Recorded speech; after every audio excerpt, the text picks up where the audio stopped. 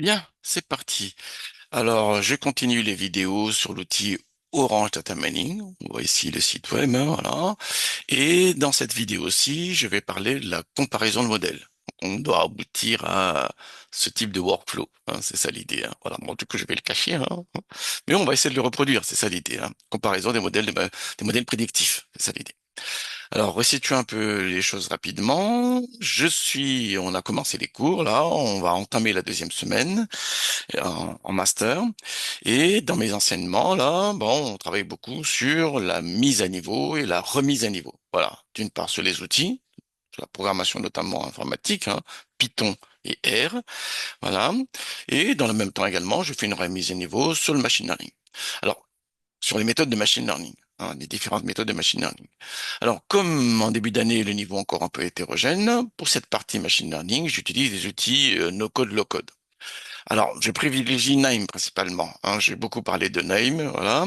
Mais je ne veux pas que mes étudiants soient prisonniers des outils. Voilà. Donc, j'essaie de compléter ce que je fais avec les étudiants en utilisant justement, ici, Orange Data Mining. Voilà, qui est un excellent outil, hein. Vous avez le site web qui est là. Vous avez une chaîne YouTube avec différents tutoriels, hein, d'excellentes factures, hein, vraiment très bien, avec les explications, text processing, on va aller jusque-là, hein, très bien. Et moi-même, du coup, j'ai commencé là, la semaine dernière, voilà, une vidéo où je montre comment on crée des arbres de décision interactifs, voilà, avec une exploration interactive des sous-populations avec Orange, voilà, avec Orange Data Mining.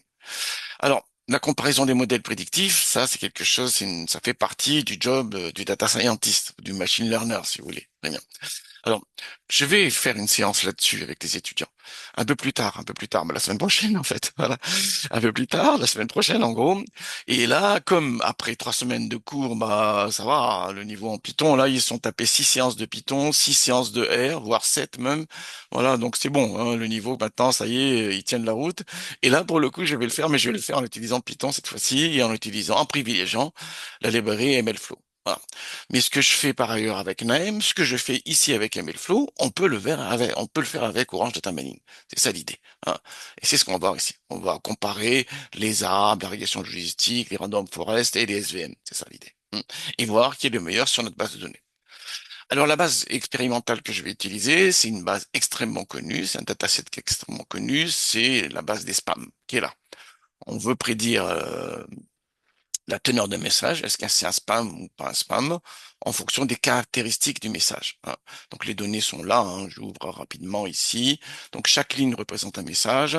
Là on a l'étiquette, le label, l'étiquette, hein, soit c'est un spam, soit c'est pas un spam. Voilà, et on a ici les descripteurs, hein.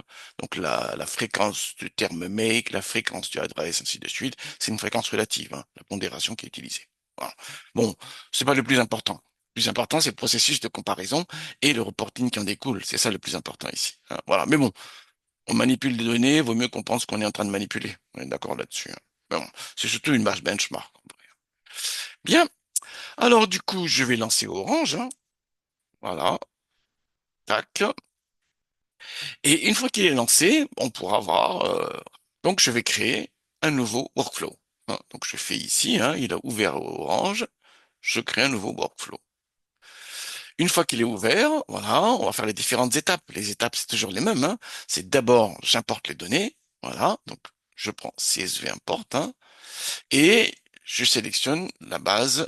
Voilà. Spam base. Ouvrir. Alors, il me dit, le séparateur de colonnes, c'est tabulation. Oui. Ça tombe bien. Et le point décimal, c'est un point. C'est bien ce qu'il faut ici, hein, parce que sinon, ça fait n'importe quoi. On est absolument d'accord là-dessus, hein. Le point décimal, c'est un point, et on voit bien que c'est un point ici. Sinon, il le prend comme chaque colonne comme un vecteur de chaîne de caractères, ce qui est pas bon du tout. Alors, une fois que c'est bon, ça, voilà, très bien, toujours vérifier s'il a importé correctement. Donc, je vais visualiser les données. Voilà, open. Bon, il l'ouvre sous l'autre fenêtre, hein, mais on le voit bien ici. Très bien, bien, bien. Voilà, tout est nickel. C'est toujours un bon réflexe à avoir. Une fois que c'est bon là, il faut que je lui dise que la colonne spam, la dernière à droite, est la variable cible. Et que les autres colonnes, voilà, sont les prédictives, hein, les explicatives, hein. Donc c'est le rôle de select colonne. C'est ce que je fais ici, voilà. Et boum, très bien. J'open. Bon, il a mis spam ici. En fait, il devrait être là. Initialement, pour vous, il sera ici. Mais comme j'ai répété avant, je répète toujours mes vidéos. Même quand je vais en cours, je répète avant de venir en cours mes démos. Hein. C'est pour dire, c'est un excellent réflexe à avoir, hein, parce que les mauvaises surprises, ça arrive très facilement. Et là, va gérer ça avec les gens qui, il y avait un bruit, machin, puis certains commencent à allumer leur smartphone. Elle est mort, là. On est mort. Hein. Donc, répétons toujours pour que tout soit impeccable. Donc ça y est, donc j'ai mis spam en target, les autres en explicatif ici. Ah, très bien. Et je vais comparer les méthodes. Alors pour comparer les méthodes, il y a un outil, c'est test and score. Donc c'est ce que je vais mettre ici. Hein. Il est pas dans, il est dans Evaluate. Vous avez vu, hein. Je vais ici, voilà, et je mets les deux, mais pour l'instant il n'y a rien. Il n'y a rien parce que si j'ouvre là, on est d'accord, il n'y a rien. Par défaut, il va faire de la validation croisée. On est d'accord là-dessus, hein, stratifié. Mais pour l'instant, il n'y a rien, hein, parce que j'ai rien mis en fait. OK. Donc, je ferme ça. Et donc, je vais faire, dans un premier temps, je vais faire un arbre de décision. Donc, c'est là, il est où là? Il est dans modèle. Alors, modèle, il est où? Il est là. Voilà. Et je prends un arbre de décision. Très bien. Et je plug ici. Et le calcul est lancé automatiquement. Donc, si je refais open, voilà, on a bien ces éléments-là. Alors, je vais le laisser ouvert, voilà, parce qu'on va voir qu'il se met à jour de manière dynamique quand on rajoute des méthodes, et du coup, on a directement ici les résultats qui se rajoutent au fur et à mesure. Ça, c'est quand même génial, ça. Hein. Donc, il utilise bien une validation croisée stratifiée sur la classe, du coup, spam, voilà, spam, spam, spam, et c'est un 5-fold. Alors, si je prends par exemple un random forest, je rajoute le random forest. Alors, je vais réduire ça un peu pour qu'on voit bien les choses. Très bien.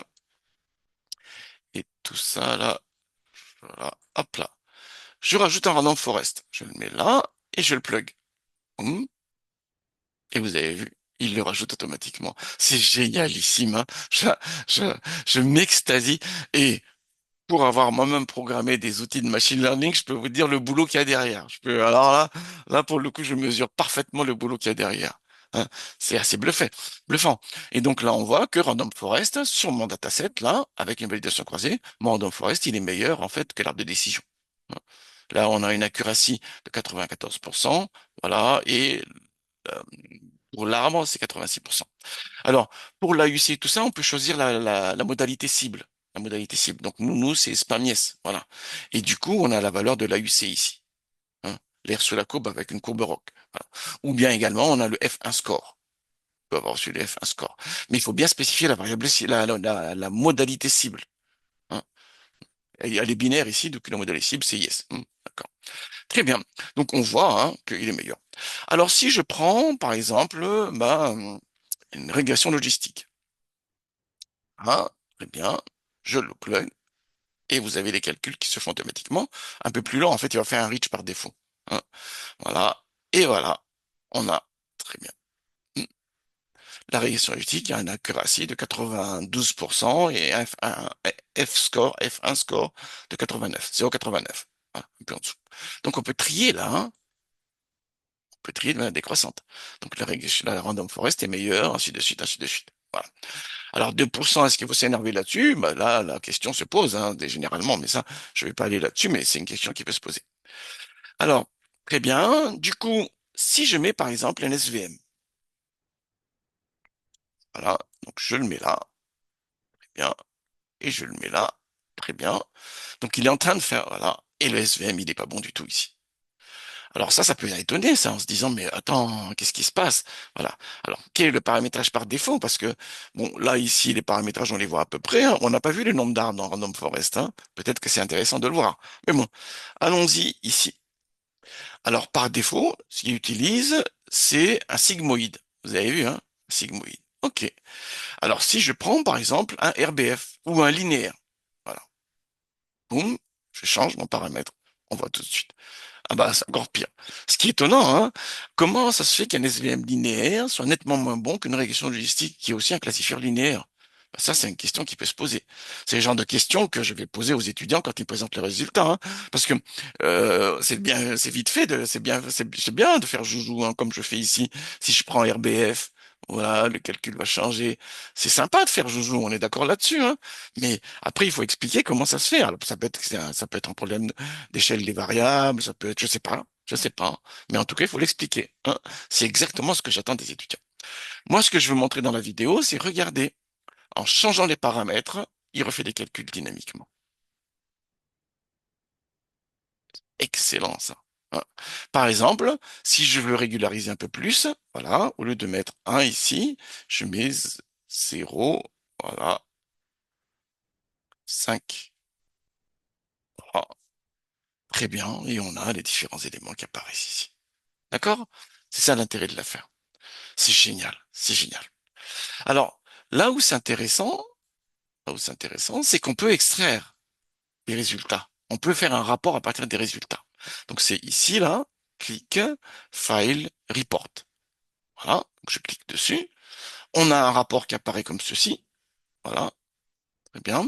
Et c'est ce qu'il faut inclure dans vos rapports, hein, quand vous allez faire un rapport avec les différentes études et tout ça. Voilà, je rajoute. Voici mes résultats. Par exemple, hein. Très bien. Et je fais save et il exporte dans un fichier. Voilà. Output report.html. Enregistré. Allons voir qu'est-ce qu'il est maintenant. Il est là. Et si je l'ouvre dans un navigateur, et voilà. Et vous avez ici les différents éléments. Je trouve ça pas mal. Je trouve ça pas mal. Alors, je ferme ça. Qu'est-ce qu'il y a? En fait, on a des visualisations supplémentaires. Par exemple, si je veux voir les prédictions des différents modèles, je mets un data table là et je mets la connexion. Voilà. Et il rajoute les prédictions dans les données. Vous voyez bien, hein, quand je fais la connexion là. Donc, open. Voilà. Et on voit ici l'étiquette observée et les étiquettes prédites par les différents modèles. Voilà. Donc, on a la possibilité de voir en détail ou même de les exporter, par exemple, dans Excel, hein. Et comme ça, une fois que c'est exporté dans Excel, ben, vous faites les tableaux croisés pour savoir est-ce qu'ils se trompent de la même manière ces modèles-là, ainsi de suite. Là, par exemple, pour le premier individu, on voit bien, hein, la vraie étiquette, c'est spam. Là, pour le premier individu, prédit correctement. Pareil pour la régression logistique, le random forest plutôt. L'arbre et random forest sont prédits correctement. En revanche, c'est pas le cas de la régression logistique et des SVM. Pour le deuxième individu, les trois premiers modèles ont prédit correctement, mais pas les SVM. Ainsi de suite, ainsi de suite. Et on a même les probabilités d'appartenance aux classes. C'est ce qu'on voit ici. Donc, ça permet d'enrichir les résultats. Très bien. Alors, une fois que c'est bon ça, donc j'ai créé mon modèle. Admettons que je veux voir maintenant les résultats de la régression logistique. On avait vu, hein, que la régression logistique est en deuxième position, pas très loin de le random forest, 2%, mais que, en revanche, la régression logistique, le principal intérêt, c'est que on a des coefficients, on peut interpréter les résultats et voir l'importance des variables simplement. On peut le voir aussi avec les random forest, hein, mais bon, je sais pas si on peut le faire sur Orange d'ailleurs, hein. Avec scikit-learn sous Python, on le fait. Mais je sais pas ici, bah, c'est à vous de voir. En tous les cas, donc, admettons que j'opte pour la régression logistique. Donc, je vais créer le modèle et je vais voir les coefficients. Donc, je remets la régression logistique. Voilà. Il est où modèle régression logistique? Voilà. Je le mets là. Et une fois que c'est fait là, j'open, il a bien, et on voit bien que par défaut, il fait un reach. On est d'accord, hein? Il fait un reach. Bon, très bien. OK. Il a créé le modèle ici, mais j'aimerais voir les coefficients. Donc, je vais prendre de nouveau un data table. Bien. Il sert beaucoup de data table, hein. Voilà. Et je le mets ici. Et il m'a dit, ce que tu peux visualiser dans data table, ce sera les coefficients. Ah, très bien. Ça me convient parfaitement. OK. Et open. Et on a bien les différents coefficients. Il y a l'intercept, bien sûr, et ensuite il y a les différents coefficients. Alors bien sûr, on peut trier, voilà, selon les valeurs, pour voir les variables qui ont le plus d'impact, par exemple, des choses comme ça, ainsi de suite. Bon, l'intercept, non, il rentre pas dans ce cadre-là, hein, mais pour les autres variables, les coefficients associés aux variables vraies, là, pour le coup, oui, hein. Ça peut être intéressant de voir euh, les valeurs pour avoir donc l'impact. Bien. Alors, une fois que c'est fait ça, j'enregistre bien sûr. Voilà, je mets comparaison modèle et je le mettrai en ligne. Comparaison modèle prédictif. Qu'est-ce que je peux dire alors? L'activité de comparaison de modèles prédictifs est une activité qui revient souvent dans les projets de machine learning. Très bien. On peut le faire avec différents outils. Voilà, on peut le faire dans NAIM. Je vous montre également qu'on peut le faire en Python avec des librairies comme MLflow. Très bien. Mais comme on est en début d'année, j'aimerais que les étudiants voient aussi des outils low-code pour qu'ils aient une visibilité plus large de ce qu'on peut faire. Et dans cette vidéo, je montre que avec Orange Data Mining, voilà, le site web, il est là. Voilà. Et la chaîne TV, elle est là. Voilà. On a la possibilité de faire très simple pour comparer les modèles prédictifs, pour comparer les performances des modèles prédictifs, avec un schéma, un workflow super simple ici. Et l'outil peut nous générer directement des rapports. Voilà, qu'on peut intégrer dans les rapports de nos projets. Voilà ce qu'il fallait voir ici. Voilà. Bah, excellent travail à tous.